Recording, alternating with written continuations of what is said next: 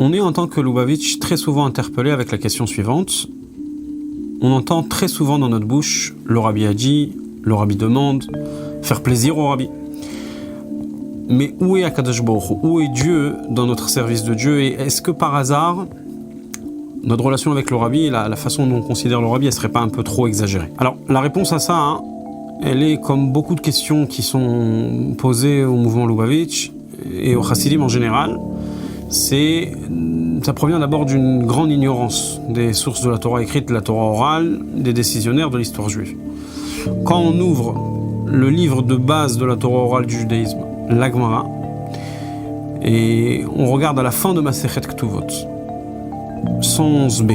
Là-bas, la Gemara raconte une histoire, un échange entre deux sages d'Israël, Rabbi Elazar et Rabbi Yochanan. Rabbi Elazar, il s'est exprimé d'une façon qui était très dure à supporter pour Rabbi Yochanan. Rabbi Elazar, il ramène des preuves qu'apparemment les ignorants ne se lèveront pas au moment de la résurrection. Alors c'est en contradiction avec la fameuse Mishnah Kol Israël yesh lahem chelek leolam haba, tout le peuple d'Israël a une part au monde futur, dont certains décisionnaires, et c'est comme ça que la Chassidoute voit les choses, considèrent qu'il s'agit, ce fameux monde futur, il s'agit du monde de la résurrection, du temps de la résurrection elle-même. Donc tout l'homme Israël a droit à la résurrection. Rabbi Yochanan n'accepte pas ce que Rabbi Elazar dit, et donc Rabbi Elazar vient et dit, mais Rabbi, mon maître, je leur ai trouvé une solution des psukim de la Torah. C'est quelque chose qu'on dit plusieurs fois par semaine. Va'atem advekim ba'Hashem Elokechem chayim kulchem hayom. Vous qui êtes attachés à Dieu, vous êtes tous vivants aujourd'hui, c'est-à-dire à ce moment-là dans lequel on parlera, qui est la résurrection, chayim kulchem hayom, c'est la promesse de la résurrection, mais il y a une condition. Atem advekim ba'Hashem Elokechem, vous qui êtes attachés à Dieu. Donc c'est la promesse de la résurrection uniquement pour ceux qui sont attachés à Dieu. Tout de suite, Rabbi Elazar vient et pose une question, mais est-ce que c'est possible de s'attacher à Kadosh Baruch Hu? Dieu est un feu ardent, un feu brûlant. Et donc la réponse, elle est la suivante, elle est tout celui qui marie sa fille à un Talmid Chacham, tout celui qui fait profiter de ses biens à un Talmid Chacham, qui fait fructifier aussi les biens d'un Talmid Chacham. La Torah considère qu'il s'est attaché à Dieu lui-même. Keilu medabek bashchina. Et il ramène donc aussi une autre boraïta. Aime Dieu, colle-toi à lui. C'est un pasouk dans Sefer Dvarim, Parashat Ekev. Il y a la fameuse question, est-ce qu'on peut s'attacher à la Shrina? Comment on peut, les dafkabo, se coller à la Shrina? C'est impossible. Et la réponse, elle est la même. Tout celui qui fait fructifier les biens d'un Talmid Chacham et qui cherche donc à marier sa fille à un Talmid Chacham, la Torah considère Ke'ilu medabek b'Shrina comme si qu'il s'est attaché à la Shrina elle-même. Cette Gemara-là, donc, elle dit quand même quelque chose qui est quand même très forte. Elle dit s'attacher aux sages, s'attacher aux tzadikim, c'est s'attacher à Dieu lui-même. Et c'est comme ça qu'on accomplit la fameuse mitzvah, les dafkabo, ou boti dabkun, collez-vous à Dieu, attachez-vous à Dieu. Alors, c'est pas une Gemara qui est restée dans la Gemara, ça a été pris, récupéré, retranscrit par pratiquement tous les décisionnaires durant toutes les générations, à commencer, on va nous ici commencer avec le Rambam, Sefer HaMitzvot, 6e mitzvah. C'est clairement dit là-bas que la mitzvah, elle est de s'attacher aux sages pour apprendre d'eux comment se comporter, pour apprendre d'eux les vraies idées de la vie, la vraie foi, les vraies croyances. Et il se répète aussi donc dans le Mishneh Torah, dans son grand livre d'Halacha, le premier livre, Sefer Hamada, le livre de la connaissance, 6e chapitre des lois de Ilchot Deot, Halacha Bet, la deuxième Halacha du chapitre. Alors il dit comme ça.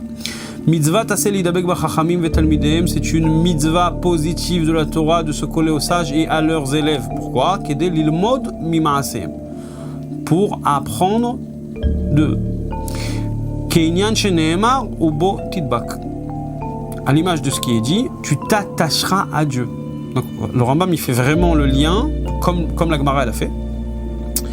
Et là, il y a donc la fameuse question, est-ce que c'est possible de s'attacher à la Shrina? Donc ça explique le pasouk, parce qu'on dit au beau tidbak, attache-toi à Dieu, mais on ne peut pas s'attacher à Dieu. Donc la réponse, elle est Ka'achamru chachamim, voilà que nos sages ont dit, dans l'explication de cette mitzvah, ce sont les mots du Rambam, idabek ba chachamim vetalmidehem, on te dit attache-toi à Dieu. Tu ne peux pas t'attacher à Dieu, attache-toi aux sages et à leurs élèves.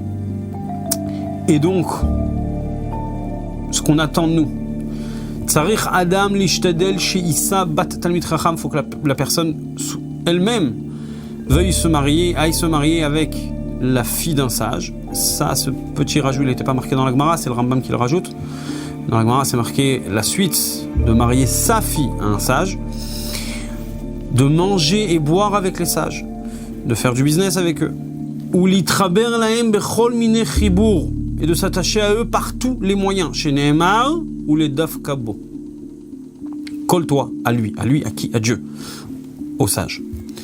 Vechen sivu chachamim, donc il cite la Mishnah dans Masechet Avot, ve'eve mitavek be'afar raglehem, soit poussière à la poussière de leurs pieds.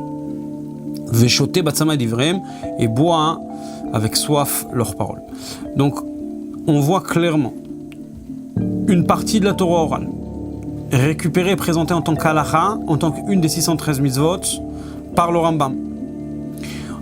S'attacher à Akadosh Baruch Hu, le seul moyen qu'on a dans ce monde matériel et physique, c'est de s'attacher aux tzadikim. Et par tous les moyens, ce n'est pas uniquement par des moyens spirituels et religieux, c'est aussi par les repas, la famille, et faire fructifier leurs biens, et faire en sorte aussi de leur faire profiter de nos biens, etc. Alors, c'est pas resté uniquement dans le Rambam, ça s'est retrouvé aussi dans le Sefer Mitzvot Gadol, le Samak de Rabbi Moshe de Kotsi, à la 8e mitzvah, le Sefer Achinuch de Rabbi Aaron Halevi, un grand sage d'Israël du XIIIe siècle, qui dans la mitzvah 434, dans l'ordre des mitzvot, depuis la première paracha jusqu'à la dernière paracha de la Torah, lui il fait ça dans cet ordre-là.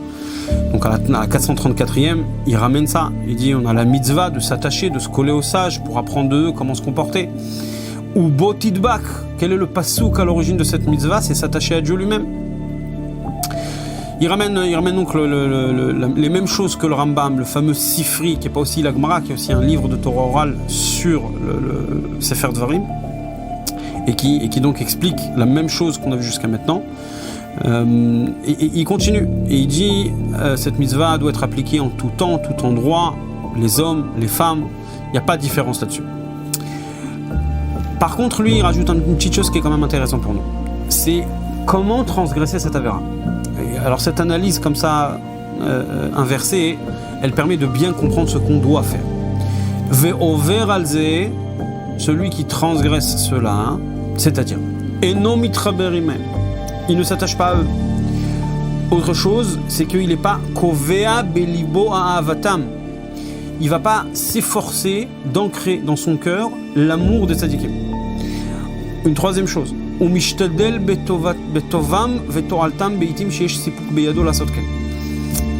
ne s'efforce pas pour leur bien-être, pour leurs intérêts, quand il a la possibilité. Alors, cette personne qui ne fait pas toutes ces choses-là qui ont été dites jusqu'à maintenant, mais va-t-elle assaisir, il a transgressé cette mise à positive de la Torah, de s'attacher à Dieu. Ve'onsho gadol meod, sa punition est grande. Pourquoi? Cette mitzvah-là est une grande base de la Torah et pour le salut des âmes. Pourquoi? Tous ceux qui sont habitués et qui est en présence des sages, souvent, il fait moins vite une avéra. Il rajoute ce que Shlomo HaMelech dit dans le Sefer Mishlei, si tu vas avec les sages, tu deviendras sage. Et il rajoute aussi la fameuse Mishnah de Pirkei Avot au Perek Aleph, soit poussière à la poussière de leurs pieds. Un autre Rav, très grand Rav, le Rav Azikri de Tzfat, il est niftar en 1600. Il était après tous ces Rishonim là, il était à l'époque du Beth Yosef, du Harizal, de Rabbi Chaim Vital. Pareil, il ramène cette mitzvah là, de s'attacher à Dieu, c'est-à-dire de s'attacher aux sages. Il ramène aussi d'autres endroits dans la Gemara, on te dit Et Hashem Elokecha tira, crains Dieu. Mais quand la Torah dit crains Dieu, elle dit et tu craindras Dieu. C'est-à-dire craindre Dieu et aussi encore une chose supplémentaire qui lui est d'une certaine façon égale, il s'agit aussi des sages. Et les rabot, le et dans la Torah vient pour dire et. pas uniquement Dieu. Et Makadosh Baruch Hu ve'afta et Hashem Elokecha. Les sages ils disent dessus les rabot talmidei chachamim. Ça aussi inclut les sages de la Torah. Et voilà, donc ça c'est au nom du Sefer Haredim, le Rav a écrit. Donc on voit que ça ne s'arrête pas uniquement à essayer de leur faire plaisir, à essayer de les faire avancer, à essayer de les faire réussir, à essayer d'être présent avec eux, manger avec eux, boire avec eux. Mais il y a aussi la considération, une considération d'amour, une considération de crainte envers eux qu'il faut avoir, développer, et par ça, les mitzvot d'aimer Dieu, craindre Dieu, s'attacher à Dieu, c'est comme ça qu'elles sont appliquées. Ça ne s'est pas arrêté uniquement il y a 500 ans. Tous les poskim, séfarades comme Ashkenaz, ils citent cette mitzvah-là. À la fin des lois de la Tfila, au chapitre 156 du Shulchan Aruch, la première partie du Shulchan Aruch, le Magan Avraham fait une compilation, Rabbi Avraham Avlé, il fait une compilation de toutes sortes de mitzvot qu'on doit savoir, qu'on doit appliquer dans la journée. Après la Tfila, quand on va travailler, on commence à rencontrer des gens, on s'apprête à manger, etc. Et c'est pas dans le Shulchan Aruch, ce sont dans les commentateurs du Shulchan Aruch, c'est un posek ashkenaz, un grand posek ashkenaz très connu, le Magan Avraham, il a énormément influencé la halakha et les coutumes juives. Il écrit donc dans sa compilation de mitzvot positives qui ramène du Rambam et des autres poskim qui étaient avant, des autres décisionnaires qui l'ont précédé. Il ramène donc la fameuse mitzvah de s'attacher à Akadosh Baruch Hu, c'est-à-dire s'attacher aux sages. Il n'est pas le seul à faire ça. L'Admor HaZaken le cite, des poskim pas des milieux chassidiques comme le Mishnah Berurah, le Chafetz Chaim, le cite aussi, les milieux séfarades aussi, comme le Kaf HaChaim, le Rav Sofer. Et donc on peut comme ça, on peut continuer à en citer énormément. Mais ce que ça veut dire en conclusion, quand on regarde le passouk dans la Torah au Botidbak, on n'est pas des karaïs, on n'est pas des gens qui lisent les textes de la Torah et on fait ce qu'on veut avec. On s'adresse à la Torah orale, on va vérifier notre tradition juive, nos décisionnaires, l'Agmara, etc. pour aller voir qu'est-ce qu'elle dit, comment on applique cette mitzvah-là, comment on applique ce passouk-là. Et quand on voit le Ubotidbakun, et les Dafkabo s'attacher, se coller à Dieu, aimer Dieu, craindre Dieu, nos sages ils nous disent il s'agit des tzadikim. Alors notons une dernière chose, c'est que quand on regarde les livres de Nigle, les livres de parties dévoilées de la Torah, on se rend compte que la raison elle est sociale, c'est pour apprendre d'eux les bons comportements, les bonnes idées. Cependant, quand on regarde les textes de Kabbalah, et même dans certains endroits du Niglé de la Torah, on se rend compte qu'en réalité, il y a une relation particulière à travers la Neshama du Tzaddik qui permet à toutes les autres Neshamot d'être attachées à Kadosh Baruch Hu. C'est-à-dire qu'à travers les Neshamot du Tzaddik sont attachées toutes les autres Neshamot de cette génération-là. Et donc ce n'est pas uniquement si la personne elle y est attachée. En réalité, c'est pas, on n'attend pas son consentement. Le tzaddik a un effet sur elle, sur cette neshama particulière, sur son bien-être, qu'elle le veuille ou qu'elle ne le veuille pas, elle le réveillera, elle le prendra, elle le sauvera, etc. Donc c'est vrai qu'on est, malgré qu'on est attaché, qu'on le veuille ou qu'on le veuille pas, hein, quand je le dis, on le veuille pas, je fais allusion à cette parenthèse carrée dans le 2e chapitre du Tanya, que même les mordim et les pochim, même ceux qui se révoltent, même ceux qui fautent, finalement ils sont aussi attachés à Akadosh Baruch Hu à travers les tzadikim. C'est le texte qu'il y a là-bas.